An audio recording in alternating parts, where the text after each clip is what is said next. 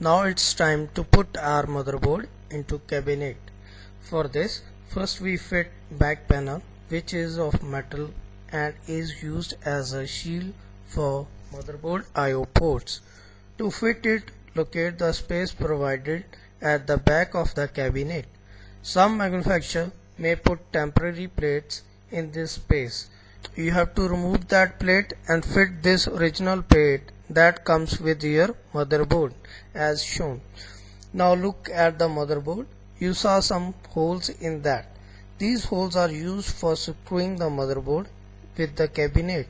Now look at the cabinet.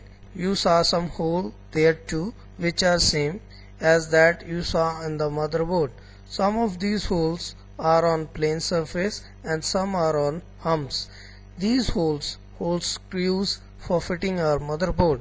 Now place the motherboard inside the cabinet, adjust its place and carefully look at the holes on the cabinet, which comes exactly below the holes of the motherboard, and keep them in your mind. Now remove the motherboard and look at those holes which you kept in your mind. If they come on hump, then your hump work as stand for your motherboard. If not, then you have to screw the stand provided with the cabinet. Sometimes plastic stands are provided for all the position.